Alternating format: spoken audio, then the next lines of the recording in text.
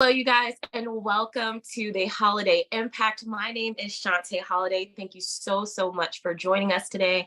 Today, I have a very special guest, Darrell Hornbacher. He is the owner of Midas Financial. For those who do not know, he is also the inventor of unsecured business credit card stacking and also the owner of the oldest unsecured loan brokerage in the nation, in business over 19 years. Thank you so much for joining me today. Good morning. I appreciate you. So, for those who do not know your background and things of that nature, first, could you start off by just letting us know why you chose to help people in need that struggle to help themselves? That's a real dynamic question to start out with. Um, so I grew up a poor dirt farmer from Michigan, which is semi-true. My grandparents were poor dirt farmers in Michigan. My father was actually a barber. He cut hair for a living. So, back then, I mean, I'm old. Back then, a haircut was 25 cents. And we had 5 kids, they were good Catholics. And we didn't have a lot. And very early on in life, and I'm talking like 13 years old, I knew what I was going to do. And I promised myself that I was never going to be poor. And it worked. So with Right. that said, I'm naturally drawn to the people you just talked about. And I think there, as great as America is, there are a lot of challenges that people just don't have the wherewithal to overcome those challenges. And it typically happens I have a very soft spot in my heart for single moms. My wife was a single mom when I met her. I have a very soft spot for all minorities, that it transcends politics or money or wealth. As just, we're all human beings, and we're all here, and we there are times we need to help certain segments of the population. I love that. Okay, gotcha. And so, when it comes to your business and stuff there, have you always been business minded? I know you said you made the decision very early on to, that you were not going to be poor and that you were going to help others get out of their situations too. So, what flipped the switch to where you were like, okay, now I'm successful, or this is what I need to do down this path? Well, at 15 years old, I'm an Eagle Scout, and I was earning my Eagle Scout badge, and we wanted to go on a camping trip to the National Jamboree, is what they called it. So we sold magazines. That's how you made money back then.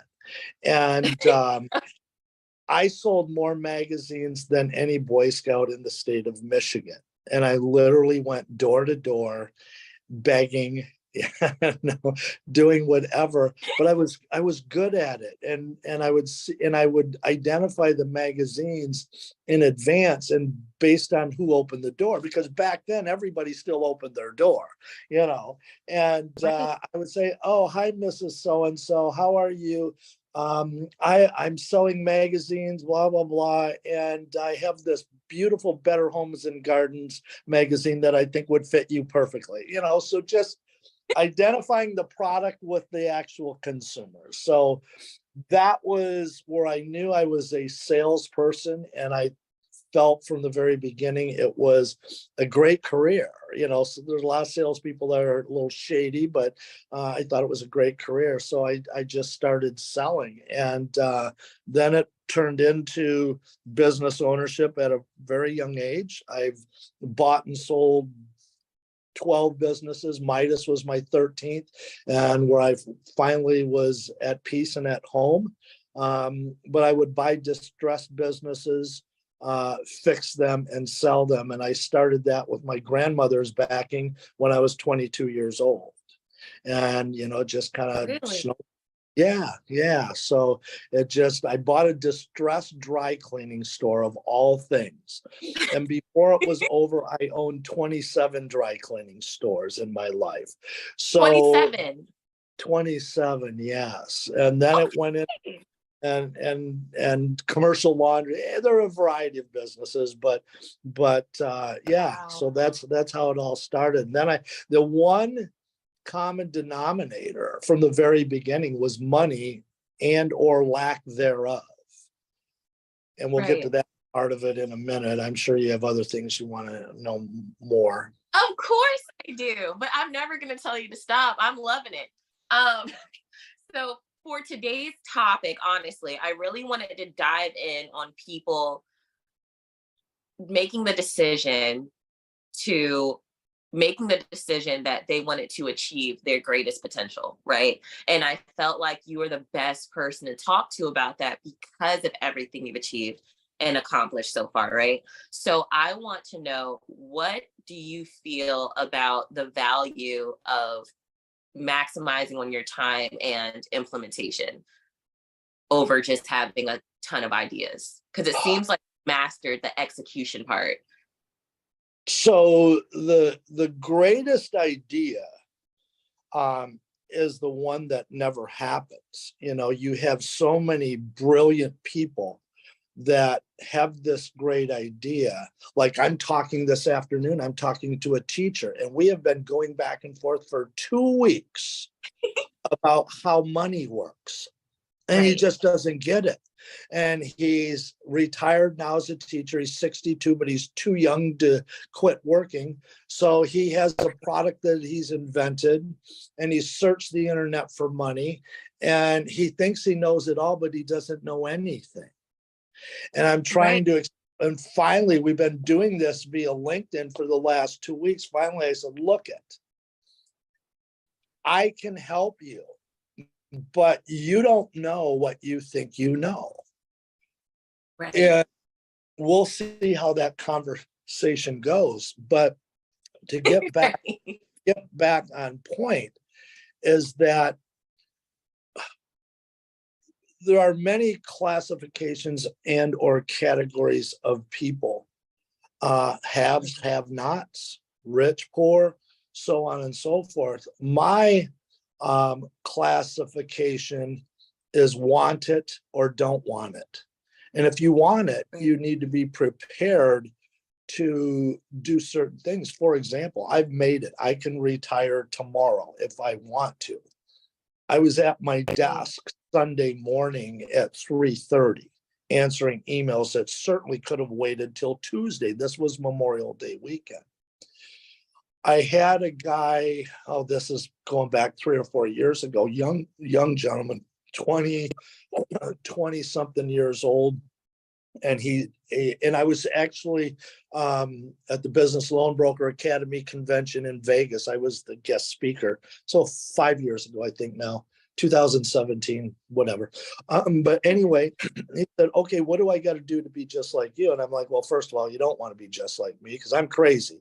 But more than that, you need to put in the hours. There's no substitute for time.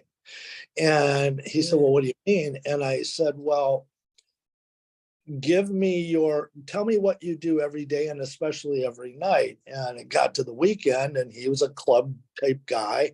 And he's like, I go to the club. I typically don't get home till 4 o'clock in the morning, Sunday morning. And I sleep most of Sunday preparing to go to work. I said, stop. Because that's exactly what I was looking for. When you're getting home from the club on Sunday morning at 4 o'clock, I'm sitting at my desk answering emails and writing blogs or doing whatever. So that's the difference. And he said, well, I couldn't do that. I wouldn't want to sacrifice my social life. And I'm like, that's exactly why I sit where I sit and you sit asking the questions about why I sit where I sit. It's all about, do you want it and how, and you have to have a great support team. I tell this quick story of when my wife, we found out my wife was pregnant and she was coming along. I have a 3.5-year-old, by the way. And even though I'm old, but when we told our then 13-year-old daughter, we'll take you on, we're only going to be a family of 3 for, I think it was 3 or 4 more months. And so we'll take you anywhere you want to go, anything you want to do, we're going to do. Well, you know what a 13-year-old kid says they want to do. Let's go to Disney World. So we went to, it is what it is. So we went to Disney World and my phone rang incessantly. And I kept apologizing and this and that. And I like, you guys go on this right away. I got to do this, blah, blah, blah.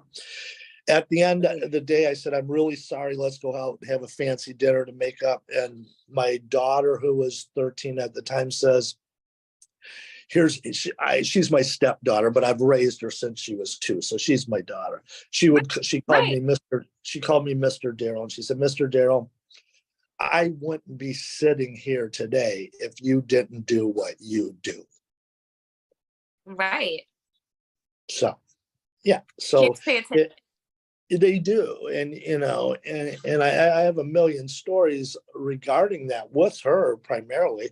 When I wrote the Do It Yourself or Understanding How Credit Works, she was my editor in 5th grade, because I wanted to write it for a 5th grader. If a 5th grader can understand it, anybody should be able to. And she was, I mean, I had other editors, but she was my original, she was my original read through. So. Right. I love that. Okay. Gotcha. And so with good, I just absolutely love it and stuff there. So you do prioritize family, but for you, right, you feel as though when it comes to implementation, you just have to really sit down and go over how bad you want it. Yeah, how bad you want, and there's no substitute for time. I mean, there just isn't. Do I put in 14 hours a day anymore? No, I don't. I don't have to. Should I some days? Yeah. We were at a convention just last weekend, National Restaurant Association convention in Chicago. 80,000 people there, 2,000 booths. And we worked, in 2 days, that's how big this convention is. In 2 days, I walked 15 miles, and it was huge. It was crazy. I'm like, gosh, how is our economy bad? Because it sure doesn't look bad here, but oh my God. And we put in the hours, and yeah, it's just, there's no substitute for putting in the time, but you've got to want it. That's the biggest takeaway on this segment of our conversation, is you've got to want it, and you've got to be willing to do anything and everything that is legally and morally correct, and to get read my mind. Absolutely. Is what it is. No, it sounds like I need to rethink my decision of joining Planet Fitness and just go to the next convention. You want me to stand up? You want to see my belly? Yeah, whatever. Because I don't remember the last time. I don't even know if I know how to say 15 miles. It's just wild, but that sounds absolutely amazing. I'm just going to rethink my physical goals and stuff there. But as we go into the next question, so I want to know, and I'm sure our listeners and audience do too, as the oldest unsecured loan brokerage in USA, what are some of the most significant changes or developments you've witnessed in the lending industry throughout those 19 years in your business? Sure. And you and I have talked about this before, and I think it is truly the most significant thing that has happened to our industry. When I entered this industry, actually it was the fall of 2003, but we didn't formalize till April of 2004. Less than 10% of the people either borrowing money or lending money, like myself, were minority Americans or single moms. And now that number approaches 65%. So think about that dynamic of people getting access, number one, because you're too young But in 1982, a woman couldn't even take out a business loan unless she was married and her husband co-signed for her. Okay, so think about Really? I mean, oh yeah, 1982. That wasn't that long ago. It Okay, wasn't. I was born in yeah, 92. yeah. So it wasn't that long ago, but seeing the Wow. advancement, I don't believe there is any type of racial or I don't think there is any type of racial or systemic issues regarding such in our industry today. There's every barrel has a bad apple. I get that, but Right. the idea that minority Americans, and single moms who I have a very soft spot in my heart for. My wife was a single mom when I met her, and going through the hell that you've heard every day, and I've heard as long as I've been in this business. But it's really encouraging that I live my life not based on what color God painted your skin, but based on what type of a human being you are. And I'm very excited Right.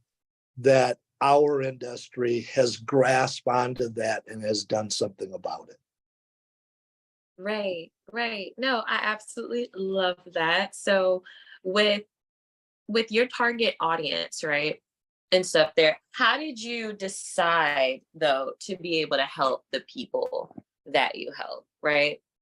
And stuff there. I know you said that you have a soft spot for single moms, Yep. right? And stuff. I know you told us about your background. But I know you also have not just done funding, right? The stuff you also had a credit repair business as well. So how did you decide to just help that demographic? Because they were disproportionately affected by credit more than anybody else. The factor Right, rate, and this is my own rate, so it's not right, scientific, but I think the right, factor rate is, for every fat, gray haired, yellow toothed white guy that has bad credit, there's 1.5 Hispanic, Black, or single moms that have bad credit. And I don't think that's fair. right, And now, like you and I have talked about before, some of that is self-induced, let's be clear, but right, self-induced issues transcend any type of politics or skin color or religion or anything. That has to do with the individual. right, But it just, I find it very troubling that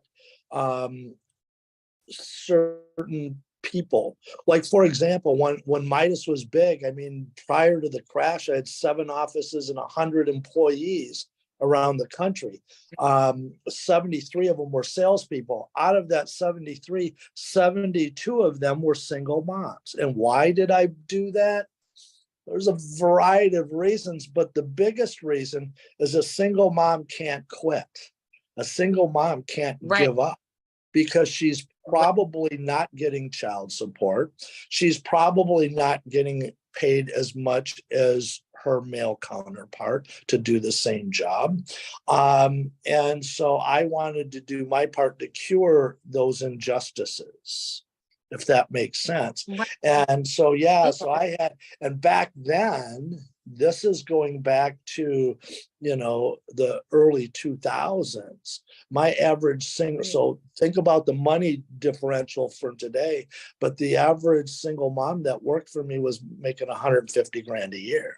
And I had one gal that I right. consistently paid almost 250 grand a year for. I called her my ATM. Anytime I needed money, I just say, Sally, what's going on this week? And that was her name, truly. Sally, what's going on this week? And do you got any deals closing?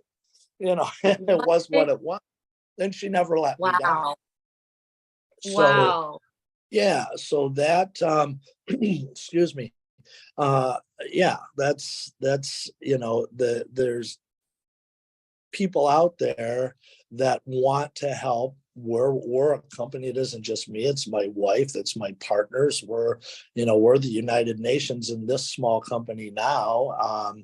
And yeah, we just think that we just think different than many people do. How about that?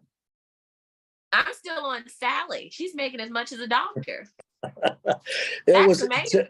today, and she banked it all. She said, I haven't talked to her now for 5 years. Last time I saw her in Denver was 5 years ago.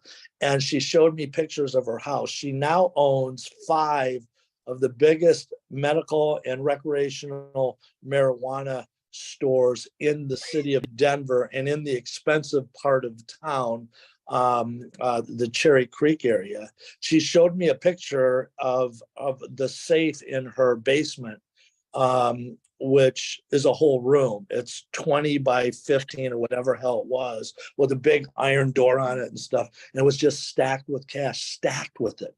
And I'm like, how much is there? She says, I don't know, about $3 million. And she says, I have you to thank for it. And I'm like, no, you have yourself to thank for it. I was about to say, Sally did right with her to say she could have literally went and blew all of the money. Oh, And she still had her Louis Vuitton purse and her Rolex.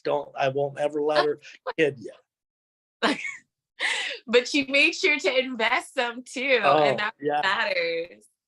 So this was Sally. Her last name was Bright. I'll say it. Just nobody call her, please. But her name was Sally Bright. Sally Bright. She was a very bright, shining star in our organization. She was mixed. She was half black, half white. Was married to a black man. He got killed in some nefarious situation, and so she was a single mom. So she met she checked off every box that I wanted in an employee, and she was my first employee. And as the story goes, the very first day we started just going door to door with bank applications, and we started at 10. By 12:45, we made $6,400 in commissions. And I'm like, shit, let's go drink. She said, oh no, we have more to do. I said, no, we're going to have a margarita. And we did. Gotcha.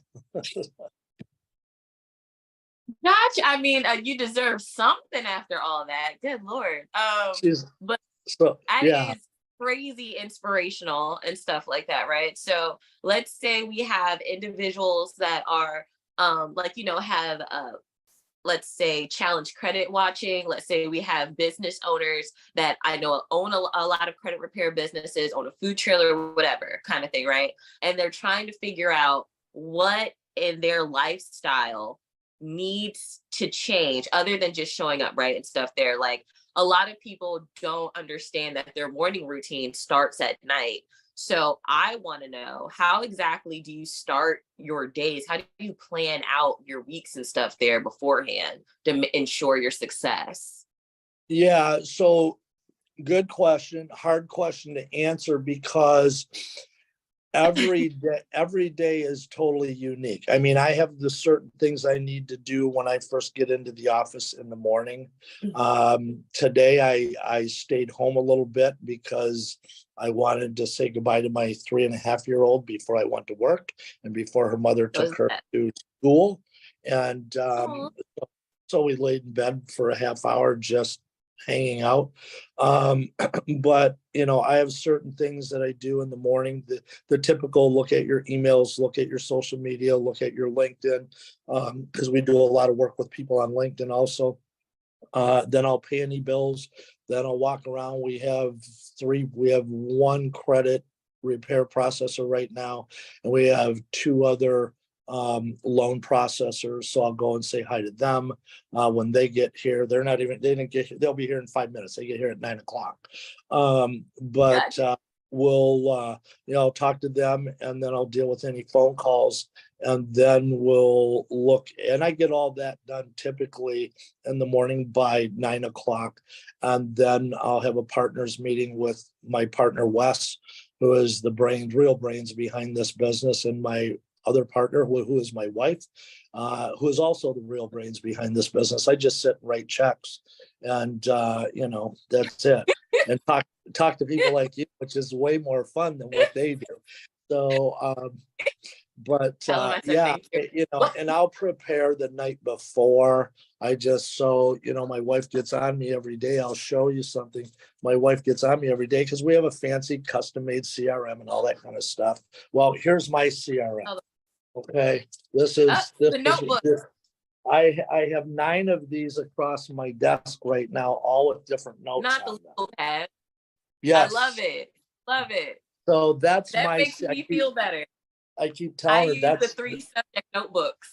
There you go. So I just keep telling her that I have a CRM. It's right here on my desk and I know where everything is. So I'll jot notes. Like last night I was thinking, okay, we want to do some things, and I didn't want to use a real page, so I used the back of it. But I have my bills that I put down, my house payment, my BMW payment, my other BMW payment, so on and so forth. So I'm figuring out my bills that I'm going to do, today sometime, and say, okay, so we're making this much money and we have this much money in the bank and we need to accomplish these certain things. And yeah, so you got to prep. This day and age, you got to prep or you're lost. But at the same time, you need to be malleable.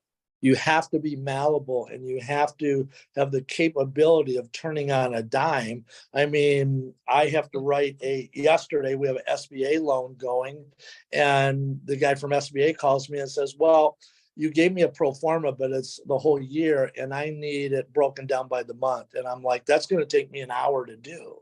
And I don't have an hour today. He's like, well, I just need it by end of business tomorrow so we can approve this loan. So, so I planned yesterday. I said, okay, I'm going to be with Shantae in the morning, and then I've got a few things to do, but then I'm going to create this pro forma, which I shouldn't have to create.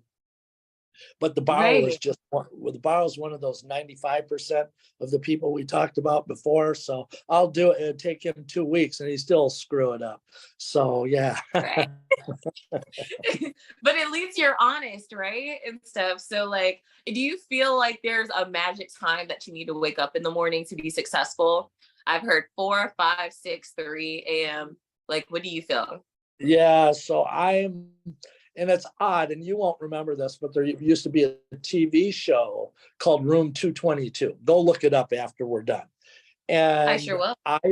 I wake up every night at between 2:21 and 2:25. Okay. And it's typically 2:22. And each time I wake up, I look at the clock and it says 2:22. I'm like, it takes me back to a simpler time. And now I'm awake. So now I answer, well, my wife bitches at me a lot of the time.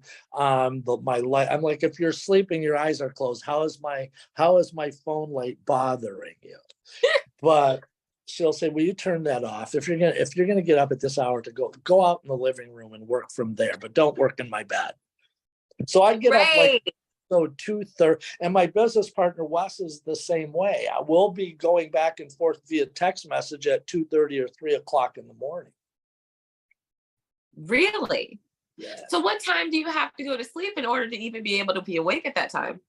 I put my daughter to sleep every night at 7:30. Which takes about a half hour. I'll wake up, I'll talk to my wife about the day and other things, personal things of a personal nature. But I'm in bed I stayed up over the weekend till 10 o'clock because I watched a couple of great movies. But usually I'm in bed by 9 o'clock. Really? Okay, Yeah. cool. Yeah. If I was like, there's no way you could be going to bed at midnight and then up at 2:22 in the morning. Yeah, And then it just didn't make sense. But I got to know, I'm glad that you shared that and stuff, because I know a lot of people that are struggling with their morning routine because they're also trying to do a million things for their job at like 11:30, 12 o'clock midnight. And so look at it from 2 points. I'm sorry to interrupt you, but it's important. Look at it from 2 points of view. Number one, at 11:30 or midnight, you're shot. You've been working all day. You're shot. Number two, if you get up at 3 or 4, by the time everybody else is Mhm. up and straggling into their office and pouring their first cup of coffee, you've got a full day in because you haven't been interrupted. So in that 3 or 4 hours or 5 hours, you can get a whole day's work done before anybody else. So you're already ahead of everybody else, and then you can choose what to do during the day, or you can choose to play. It's up to you. But life is choices. Right. And you would have still executed, implemented, and got it done and stuff there without making any sort of and there's no distractions at that hour. Like you're literally feeding the sun. Absolutely. And stuff. Absolutely. So I can definitely attest to when I am really, really disciplined in my schedule, because we all have moments where we stay up late. It happens. But as long as you just don't let those moments define every day, then you can Yes. get back, right? Yes. Absolutely. And there's a really great book called The 5 a.m. Club. If anyone's listening, if you haven't read it before and stuff there, highly recommend it. And stuff there. Speaking of books, do you have any that are your personal faves that you feel like people need to read? Um, Think and Grow Rich, I think, is an old classic that I've read a dozen. It sits on. So I have my own space in my house. It's a loft, and nobody's allowed in there because I live with a bunch of people that are kind of messy, and I'm not. So it's got my 85-inch TV, my Bose stereo system, a couch, and an end table, and books, and a calculator, and a notebook. And when I want to be totally by myself, I'm never by myself, but when I want to, I'll go up there and I'll sit and do whatever. And I'm reading Atlas Shrugged right now, or rereading it. Mm, And then there's a couple other books by it. The name of the author of Atlas Shrugged, the name escapes me right this second. But there's The Demon of Money, or something like that. I just started it. I do read up on golf. I love golf. I don't golf a lot, but I love it. So I do read. right. I read about that, and yeah, but I really don't have time. People say, well, what do you read? And I'm like, income statements and balance sheets. At least you're honest. It's crazy. I mean, I can't remember the last recreational book I read, and that's really sad. But we are taking a beach vacation for 2 weeks this summer into Florida, and I'm gonna actually lay on the beach for the first time in 13 years, and I'm gonna read a book. I don't know what it's gonna be yet, but I'm gonna read a book. But it's going to have some pages, and that's all that matters. So have a great time at the beach, by the way, right? And when you were discussing like painting the picture of your loft, it literally sounded like the best bat cave ever. Like Yeah. 85 inches on a screen and stuff was good enough for me. It could have just stopped there with a chair. Well, it's I don't even have a chair. It's just a couch, fold out couch, in case I decide I want to sleep there. If my wife's mad at me or whatever, but no, just kidding. But yeah, I like my TVs. I don't blame you at all. Who doesn't, right? So I want to make sure that we end up touching back on the business side too, because I don't want to forget that. Okay. But before I do, there is a question that I had. It was right at the tip of my tongue. Networking, right? Networking, conventions and stuff there, even golfing. Do you feel like those things are really important where they're necessary for like a business person that's going into business, or an individual to grow and stuff there? Do you feel like it's good for marketing? Yeah. So the first thing that I would say on that is, if you're just getting into business and you just have an idea, you need a mentor. Right. Find one. And that's so critical, because people that have already been there, why would you not want to take advantage of the knowledge of somebody that's already been there? Why would That you want part. to waste your time and make your mistakes and lose your money without guidance? So that's number one. Right. Number two, sorry, my phone clicked. Number two, I would figure out in advance your budget and figure out your break-even point. But most of all, figure out the value of your time. Right. Time is our most precious commodity, especially as we age. People like yourself don't have to worry about time like I do.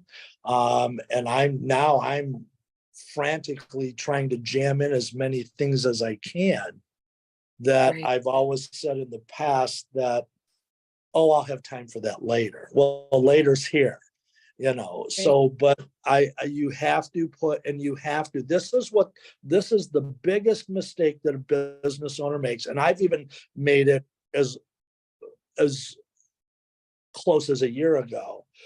But I won't get on the telephone with anyone business related unless I know I'm going to make at least $200 an hour. I won't do it. Now, if I'm going to travel, go on an appointment, go do a site visit, whatever. From the time I leave the confines of my office, I need to make at least $500 an hour, or I'm not making the trip. I'm just not making it.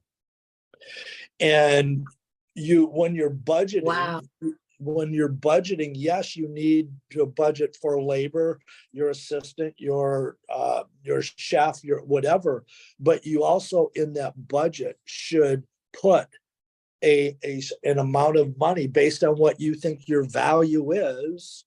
You need to put a certain amount of money in your pro forma for yourself. And that's the mistake that most business owners, I read a stat here not too long ago that the average small business owner makes less than $5 an hour. And I'm like, and I said, no, that can't, I'm misreading that. And then the more I thought about it, I said, I know restaurant owners that work 90 hours a week and take home less than $100,000 a year. So go do the math, and the math is pretty close. So time is there's nothing that I can't emphasize more than putting a value on your time. And I'll give you a quick story. I always have stories. So I'm frugal. Like I buy my gift cards at the local Kroger when it's 4 times fuel points. And then I get my wife to back her car into the pump, and I back my car into the pump because, rather than us just do it singly and get 18 gallons of gas, they'll give you 35 gallons at $1 off. So we back up and we both fill up. And people look at me like I'm crazy. And I'm like, $35 is 30. They look at my car and they're like, yeah, I don't think you need to worry about $35. And I'm like, okay. But the killer one was, this is my wife. This is a year ago. And I remember I grew up poor. I used to shop. I do all the grocery shopping in our house. I do all the cooking. I do all the laundry. I do all that stuff. And I love it. And I would go to the grocery store and I would shop with coupons, clip coupons. And I'd come home all proud of myself because I saved $150 for a month's worth of groceries. And my wife says to me, and this is where I come up with what I talked to a moment ago. My wife comes up to me and she says, that's really good, honey, but how many hours were you at the grocery store? I said, about 2. And she said, if you weren't using coupons, how long would you been at the grocery store? And I said, I don't know, an hour or so. And she says, so what you're telling me is your time is only worth $150 an hour. And I'm like, oh shit, you're right. Oh, I can't say that. Oh shoot, you're right. Right. And I've never clipped a coupon again. I've never clipped a coupon again. So it's rough. It's rough and stuff there. I used to clip coupons as a sport and be up till 3 a.m. living at my mom's. It was a game. I was so into it. And there was a show that had just came out. I think it was on TLC or something called Extreme Couponers. Now, I wasn't diving. I'm too bougie for that. but but I would ask my family and their neighbors. I was like, "Hey, can I have your paper?" Just like the little coupon section. And I would stack them up until, I mean, I felt like Daffy Duck, the way he sits in his like lair and he's like has his like piles of cash. That was me with coupons. So I would go to the store and buy 3 months worth of oranges and toilet paper and paper towels as if I was like a hoarder. And I'm not. Like, I just clipped a lot of coupons. So I That's understand. great. I That's understand crazy. how it could definitely become a thing. And then I realized I wrote down all the time, like you said, like your wife was like, "Hey, that light bulb in your head, like, dude, is this how much your time is worth?" Um, I didn't even have any more time to count my time because I was exhausted. Yeah, exactly. So again, going back to, how you and I have talked before, time is your most valuable commodity. And if you don't put a price on it, at the end of the month, you're going to say, "Oh, I should have did this and I should have did that different." But you've lost a whole month of time. Right. What would you say to someone that is trying to find out what they're trying to put a number to their value, but still help their community and not come off as greedy or something of that nature and stuff there as a mindset thing? Like, what would you say to that person to give them advice? So I think those are two different questions. So let me answer it this way. Yeah. What your value is in the business world is what your value is. Make sure you always collect it.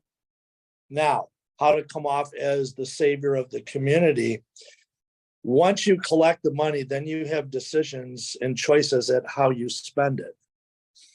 In our family, we give a significant amount of money to charity. I'm not going to name it, but it's more than most people make in the United States a year.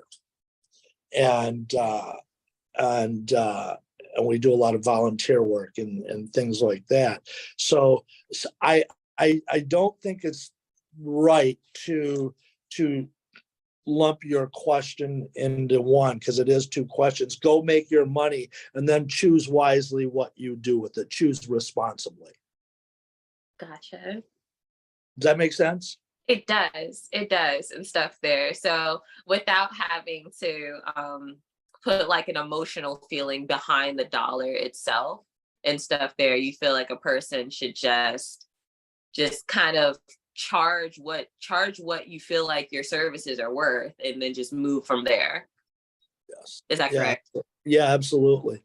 Cool. Absolutely. Now, if you want to give single mom or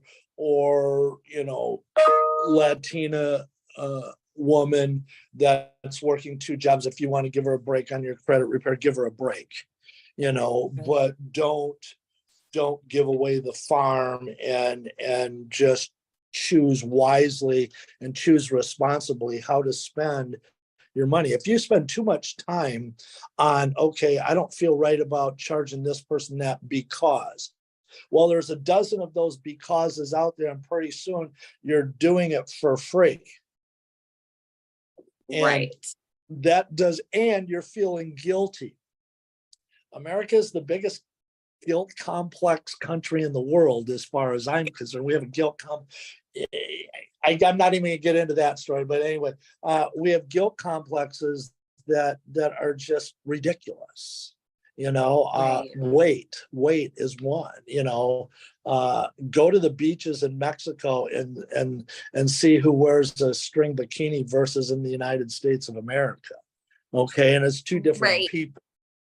And I think the first time I was in Barbados 15 years or 18 years ago, there was a woman in a string bikini that just didn't belong in a string bikini, but she was so flamboyant and proud of herself that I couldn't look at it like, oh, well, I got to close my eyes. I looked at it like, wow, that woman is so confident in herself and who she is that she's dressed like this. Right. Right.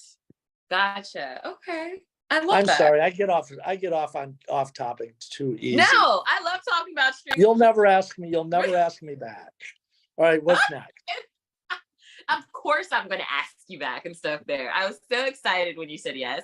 I could have did backflips if I had the back or the knees for it, but Absolutely. So I want to go back onto the business credit card stacking subject there. So I know that the 0% business credit card stacking platform you created, right? Has helped numerous clients obtain funding. Could you explain how this strategy works and its advantages for entrepreneurs and business owners? Sure. So it's we created this platform back in summer of 2004. We also launched the very first websites on it with the help of a infamous internet marketing genius, Armin Morin, out of North Carolina. Okay. And he's a friend of mine, still is, and he helped us launch the first one, and the other one was launched by a man by the name of Marty Dickinson. He wrote Internet Marketing for Dummies. So some pretty heavy hitters, and they're like, "Oh my God, Darrell, what you have here is brilliant. We got to take it to the internet." And I'm like, "What's the internet?" And so we took it, and like in our first week, we made over $70,000, and this is 2005 or $2004, and it's been an upward spiral from there. But it's really simple. Borrowing money is not easy without collateral if you don't know what you're doing. But if you know what you're doing, if you know how to navigate that labyrinth of financial or credit facilities, it's really easy. And the one that we created is now responsible for almost 25% of the capital obtained by entrepreneurs, startups, and existing businesses. Almost 25%, think about that number, is as a result of credit card and loan stacking, which we invented. We originated, whatever you want to call it. So why is it good? So you can literally walk into a Wells Fargo bank and say, "I need $35,000. And even though they advertise that they'll give it to you and this and that, they won't.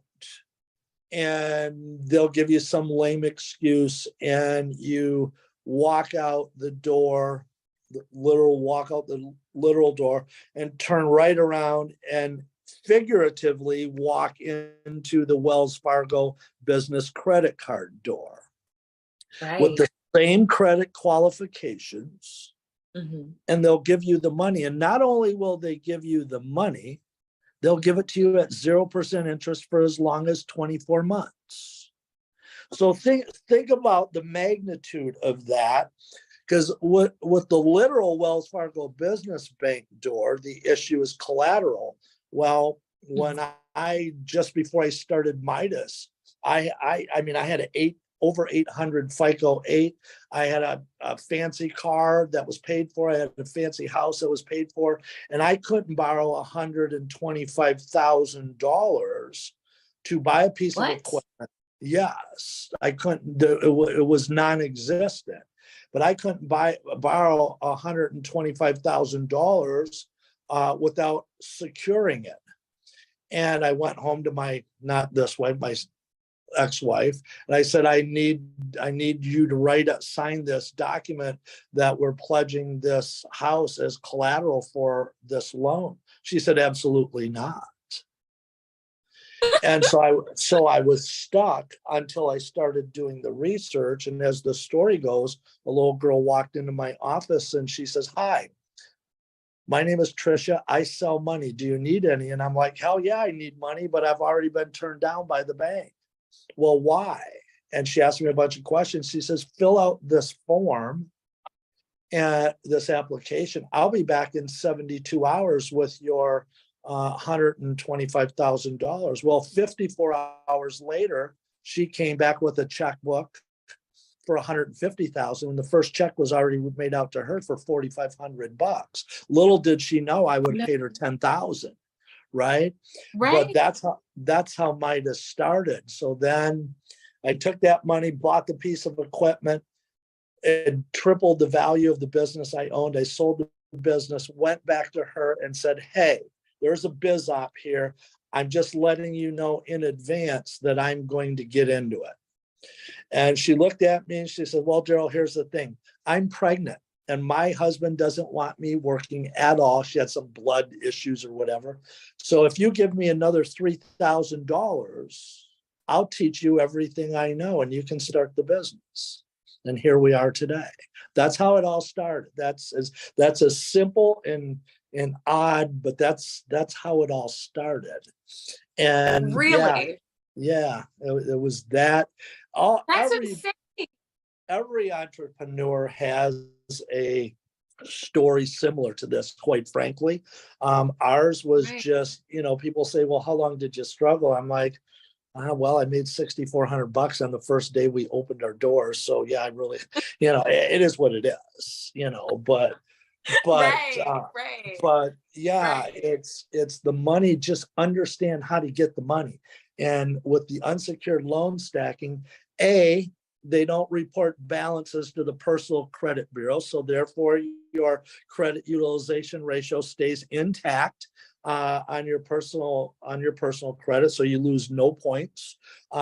B, it's if you have an EIN and a 680 credit score, you don't even have to have an aged company. You don't have to be 2 years old. If you just have an EIN, you can get a business. It can be, we have people form corporations on day one, and on day two, we're funding them for $100,000.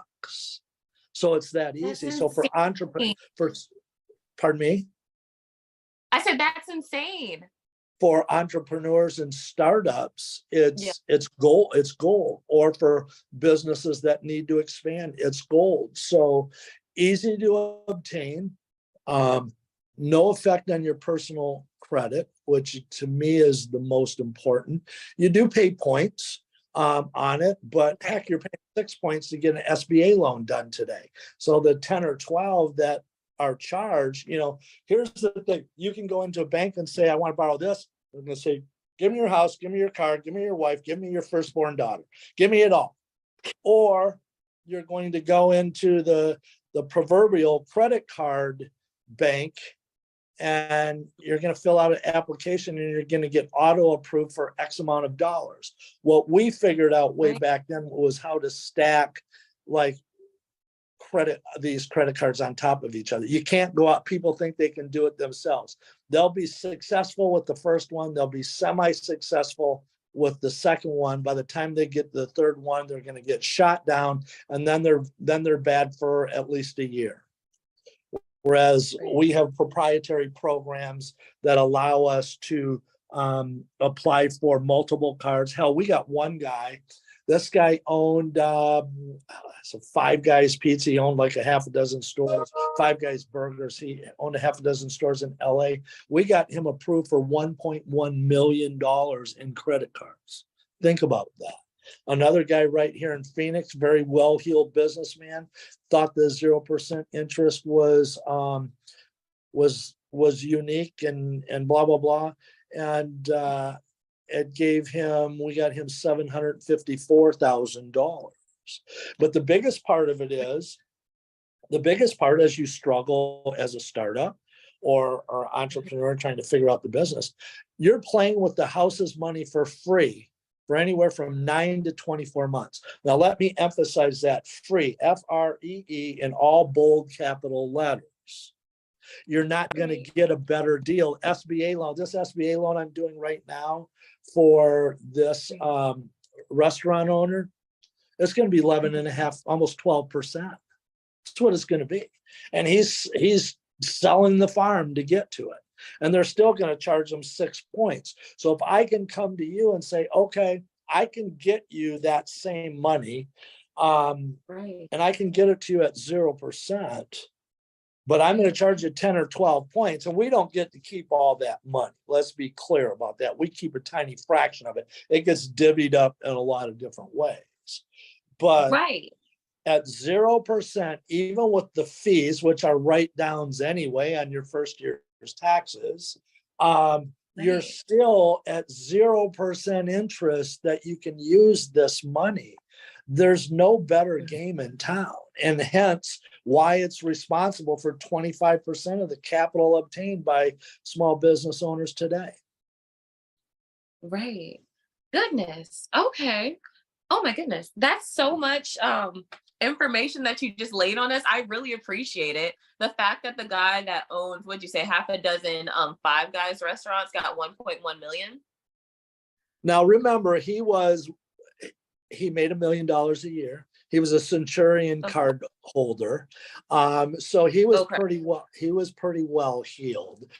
He Right. pulled up to our meeting in a roller and, all that kind of stuff. So he was pretty well heeled, but he's like, I can take this money, because at then all of them were 24 months. He's like, I can take this money and I can just put it in a annuity and get 9%. So I can make $100,000 with no risk at all.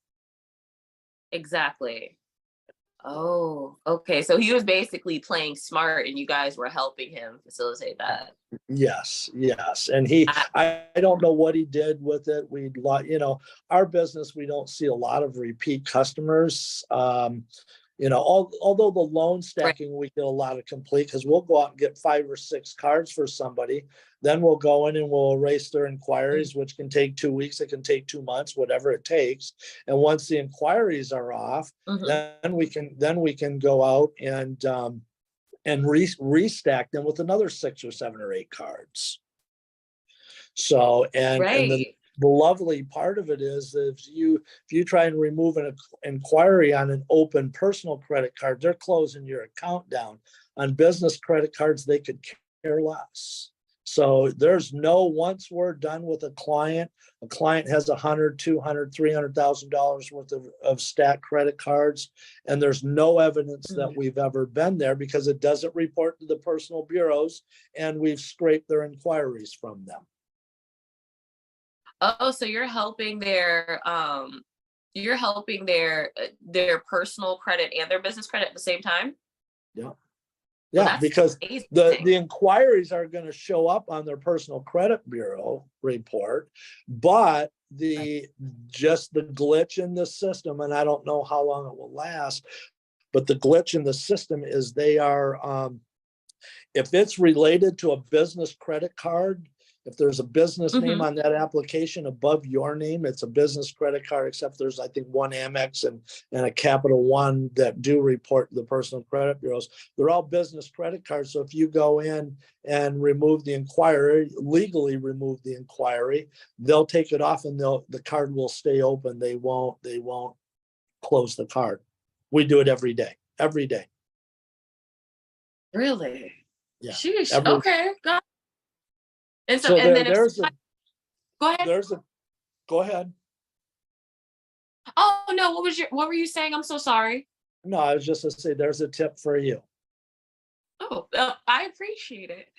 It's up there. No, because I wanted to know, and if somebody wanted to book a call with Midas Financial and stuff there, should they go straight to the website, to LinkedIn, Instagram? Where should they go? They go to a website, and there's an enrollment document there, and they just put my name in the as the salesperson, and I'll talk to them directly. I do it all the time. Half the time I don't sell people anything. I just help them and just help them. Like I told you offline, the only issue in this business is you're, as an entrepreneur or a startup or even an existing business owner, you're swimming in a sea of sharks and there aren't many dolphins.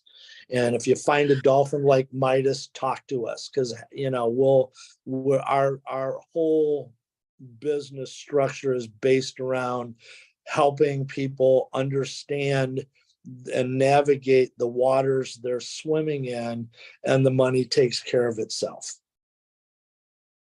Gotcha. I definitely advise people to definitely keep your ears open, listen to everything that's being said, and take advantage of the opportunities while they are there, right? And stuff there. I'm sure you're not going to be on the phones forever and stuff. Therefore, I know you have a dedicated crew to help you with the entire operations as well.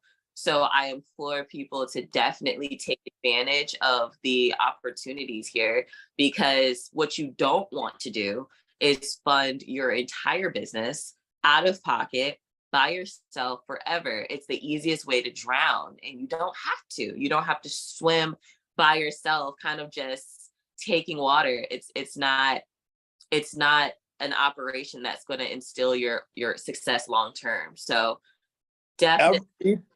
Go ahead. I'm sorry. Oh no, that's it. I was done. Each and every day, one of us talked to someone that started their business with their personal credit cards. They need more money. Their credit cards are now maxed out. Their credit score, even though they've never missed a payment in their lives or never had anything foreclosed on or repossessed or whatever, their credit scores down to in the 500s. They can't buy a toothpick on credit. I'll give you a for example. So, we're Right. starting, and I'm going to say it, but I don't want, and the website is up, but we're really not promoting it. But as you know, we've created the first trademarked personal credit building site in the nation, and that we got trademarked. So somebody must think we're doing something right. And when it came to testing, and we started this site pre-COVID. This was November of 19, and we test marketed our philosophies for 2.5 years. And my test market was to do the credit utilization of it all. So I went out and applied, get this, for 27 different cards, catalog cards, loans, whatever. And I went and I maxed every one of them out on purpose. And then I would pay them with different pay patterns: minimum payment, 10% payment, pay half of it off. And then we would track the stats on how it affected your credit score going up and down. My credit score when we started it was a very respectable 786 FICO. Would have been higher, but I don't really believe that much in using credit for mundane things. So I only had like 3 or 4 credit cards, and I think I was an authorized user on one of my wife's or whatever. But it's still 786 FICO 8 is very respectable. I went down to a 535 literally overnight from maxing out all these cards. I couldn't buy a toothpick. I couldn't buy a toothpick on credit. And then for a whole year and a half, we started just watching and paying. And I always had the money in the background. I could pay it all off at one time, but that wasn't the purpose. The purpose was to determine how utilization is going to affect somebody's credit score that buys our product called ScoreZoom. And when it was all done, now I got all these cards, and I still get 4 or 5 offers every day. But they just sit in the safe, and I don't ever use. I use them each once a year to keep them open, or once every 6 months. But now it's on my phone. Shoot, I just did my FICO look yesterday, day before yesterday, and I'm like at 809, 831, and 840. And it's because my credit utilization ratio is 1%. So we learned an awful lot about how that portion of credit works that we use in our everyday business lives. But the important part of it is that we have people come to us every day that don't understand why they can't borrow money, because they don't understand how credit works, and in particular, how credit utilization is. Right. No, Do what Shantae said. Don't go out and use your personal credit cards. Open your company and get a business credit card, or come to us and we'll show you how to stack it. But don't use your personal credit under any circumstances. And make sure to talk to a professional first, right? Try not to don't listen to this interview and then go out and be like, okay, I think I know how to do an application. And then try to do everything yourself. It's okay to learn from people that have already done what you're trying to do, 10 times over successfully, right? It's a huge difference because I don't, I'm not happy seeing anyone ever go into bankruptcy. I'm not happy to see anyone lose their business. And sometimes that can be prevented by just getting the right help from the right people.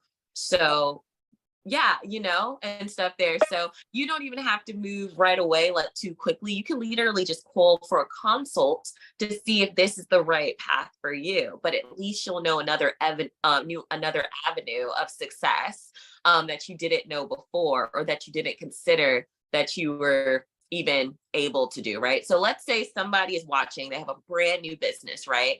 And they're like, okay, I only make less than $4,000 a month and stuff there. Should they come to you, or should they wait until they get to like $10,000 a month? Now, actually, the interesting thing and one of the other positives, now we always ask for a verifiable income because there are some banks that will ask us to verify, but for the most part, it's stated income. You can state what you make, and stated isn't lying. If you read the rules of stated income, stated asset, what it really means is you can state what you believe, what you realistically believe your income will be by using this credit facility that was granted to you. That, Oh, I didn't know that. yeah, that goes way back to the very beginning. Yeah, so I had no that's, idea. yeah, God. you can stay. Well, this whole thing started with stated income, stated asset. Everybody thinks that the implosion in 2008 was because of writing mortgages to people that didn't deserve them, and the derivatives that were packaged and sold on Wall Street because of it.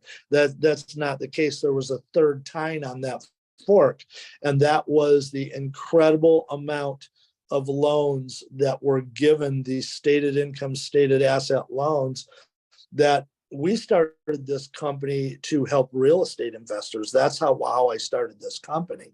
And they needed money, and they were legit. They were good. They were great. They were great risks. And then when their assets started going under, they could no longer get the prices that they needed to pay these bills, and these people would default on $2 and $3 and $4 and $500,000. So there was a third tine on that fork that a lot of people don't realize. I mean, the default rate, and that's one of the reasons you pay the points on these loans. The default rate on these credit card loans is about 7%.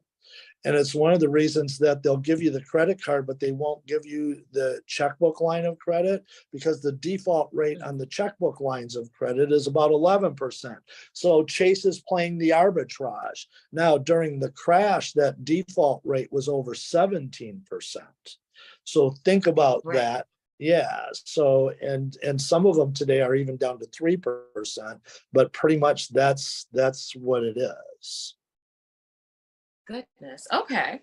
Gotcha. No, and I appreciate you breaking that down for us because, like I said, I know that everyone is not in the same place in their business. But if you actually take the time to sit down and look at the numbers, look at what you plan to make if you had a certain amount of capital and how you would use it and stuff there, you can actually still be as successful as the person that has $100,000 in their bank and stuff there, because you took the time to sit down and just be a little bit more analytical in your business, right? So when people come to you, do they need to have their business plans already?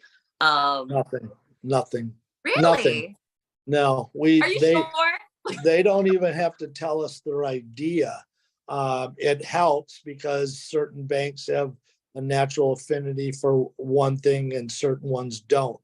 So we do an interview with everyone, say, okay, how much money do you need? What are you doing with it?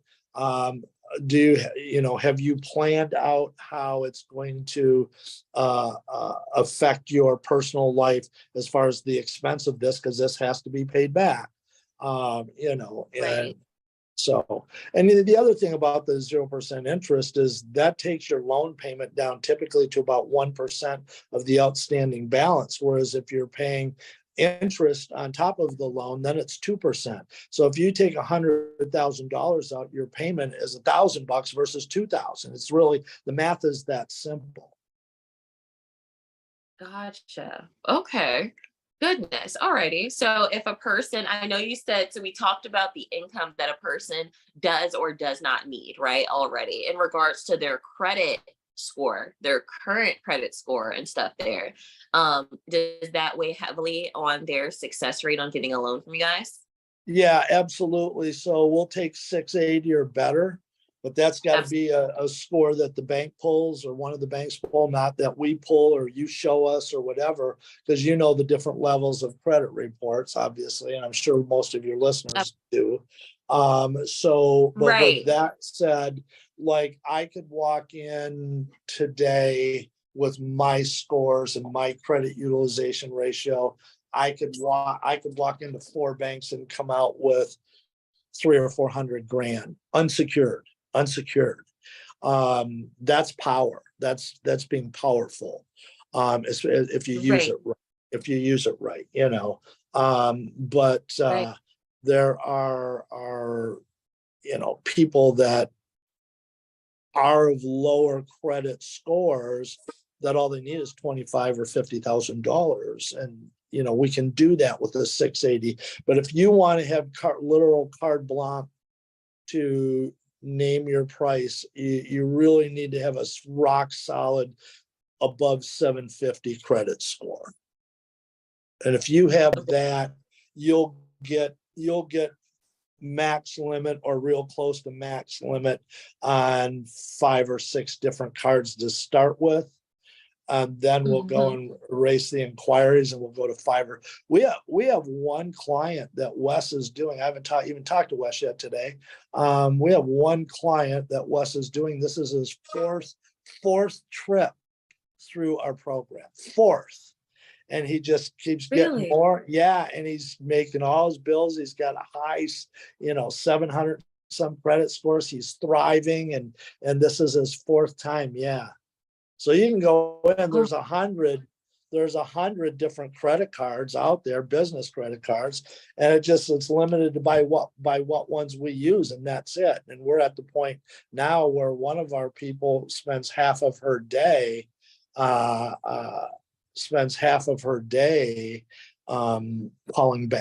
these relationship managers at banks. So, we can establish a relationship and start sending them clients.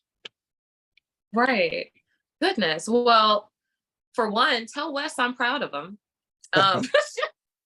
He's the best. Goodness, He's the very best. He's the very, very best. There's nobody in this business that knows more about card stacking than he does. There's not one person. No matter what anybody tells you, I invented the damn business and I know better than anybody else. And he knows more than me. So there. Really?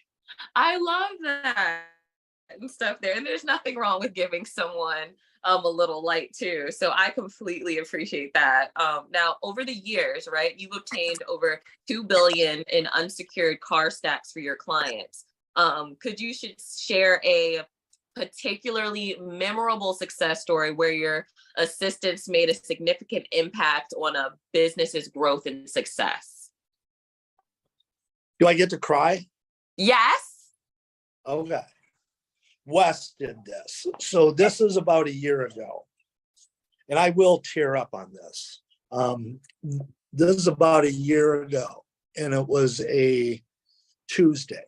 And a guy that owned a staffing agency in Maryland, where you grew up, called and desperately needed $75,000.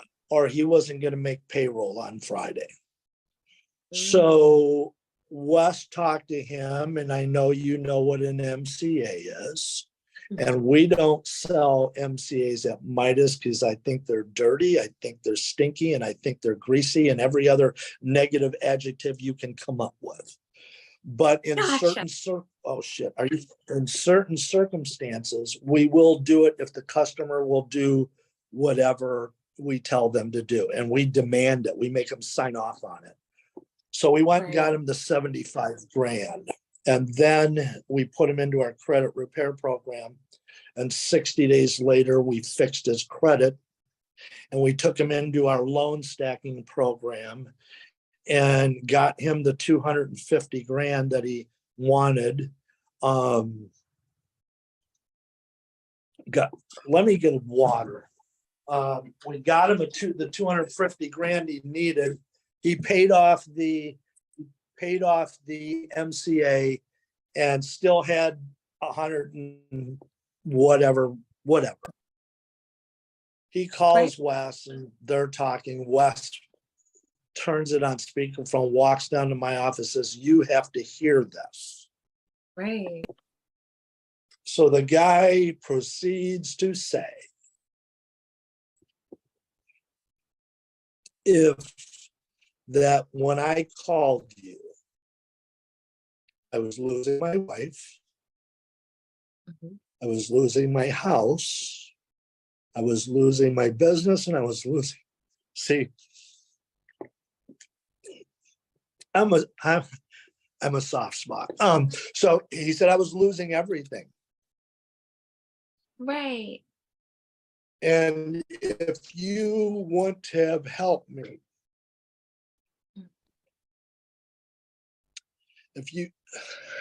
I'm sorry. If you wouldn't have helped me, I had a Glock on my desk and I was going to blow my brains out. Mm. So that's the impact you can have. Right. He was literally going to take his life. If he had talked to 9 other people, we were the 10th person, and everybody told him no. And if Wes hadn't told him yes, he was going to literally blow his brains out. So think about it. He saw no other way. None. Goodness. Well, I am so proud of Wes and you guys and your company for being able to be there in his time of need. Because I'm sure everyone watching and listening knows exactly what it feels like to hit your rock bottom, to feel like no one's there, to feel like there is no other way and stuff there. If you are a new business owner and you have never felt that before, I don't wish that for you. I'm just saying that everyone has had at least one of those moments in their life where things just seem really dark. And I'm glad that you and your team were able to be his light and help him through that. Because everyone deserves that type of support and they don't always get it. Because what did you say earlier? It's like a sea full of sharks and there's like very limited amount of dolphins in there. So yeah, I'm sorry I got teary-eyed, but it's a poignant story and it's real. And the guy has since sent us, I don't know how many clients. He doesn't want anything for it. He just keeps sending them to us. And it's fun, so you can make a difference. I've got a million single mom stories too about making a difference in their lives. It's just this, if you do this right, like I said, if you do it ethically and morally and legally correct, you can make a huge difference on another life. And I don't think we're going to get out of this, getting a new job at IBM or GM or GE isn't going to get us out of that. You become nothing but a taxpayer. And the average person pays $542,000 in federal income tax in their lifetime. Well, our national debt goes up by $1 million every 45 seconds. So you start a job today, and in 30 years when you retire, your money was gone towards the insanity that happens in this country. Your $542,000 has been gone for 29.8 years. The only way we're going to get the way we're going to get out of this is twofold. Number one, entrepreneurship has to take hold, and the powers that be that are trying to prevent that and turn this into a socialistic state need to step aside and let the real people take the reins. And then we just have to take the wealth that we create, and we have to spend it wisely and give it where it's needed. I'm off my soapbox and I'm done crying. I appreciate you. I love the tears. That means you're human. There's nothing wrong with that and stuff there. If your most powerful success story doesn't make you want to tear up, then it might not be so powerful, right? So I am so grateful for you sharing and being so open and transparent and stuff too. I know I sent you originally like 1,000 questions. And so obviously I want to have you back, please. Sure.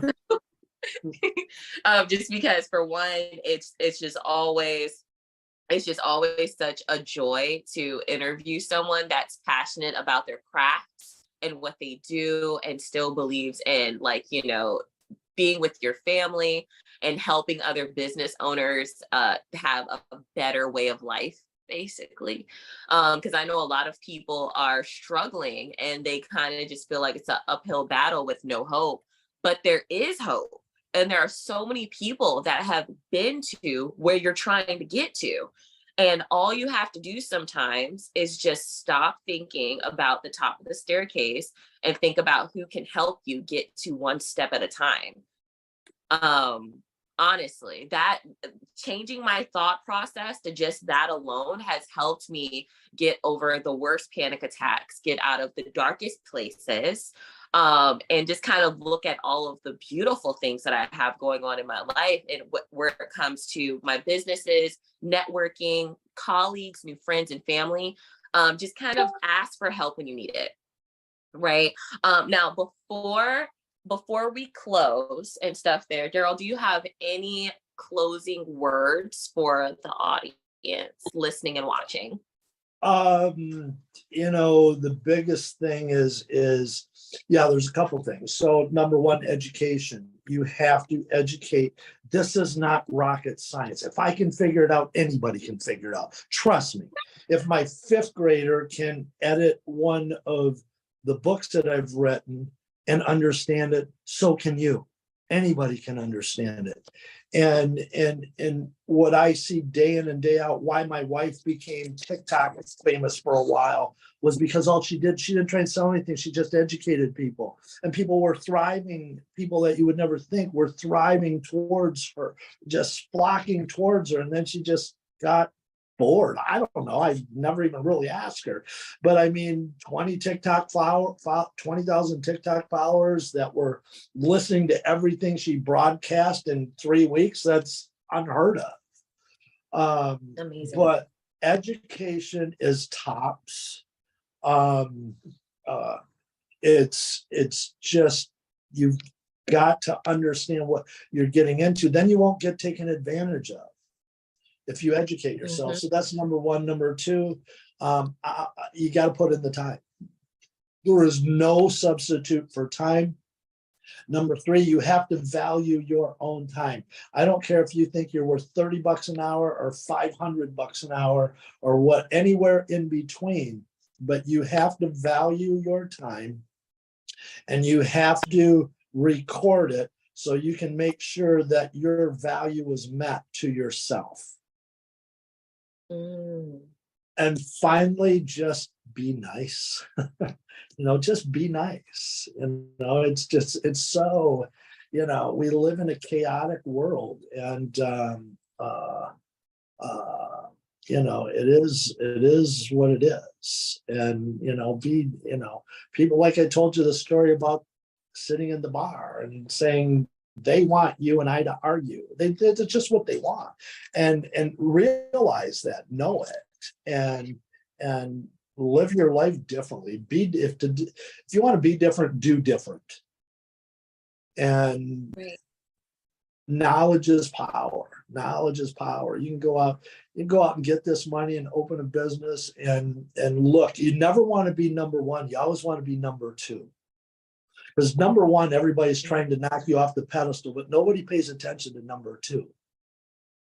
Look at Pepsi Amen. and Coca-Cola. Pepsi spends all their time trying to knock off Coca-Cola, but they're still, if they'd spend their time and money differently, they'd end up knocking off Coca-Cola, but nobody bothers them. Yeah, be number two, but be really good at number two. And be really fair. And yeah, you'll make a ton of dough. Good. I love that. Thank you so much. And for everyone watching, listening, I appreciate you. Thank you so much for joining us. My name is Shantae Holliday, and you just tuned in for another episode of the Holiday Impact TV.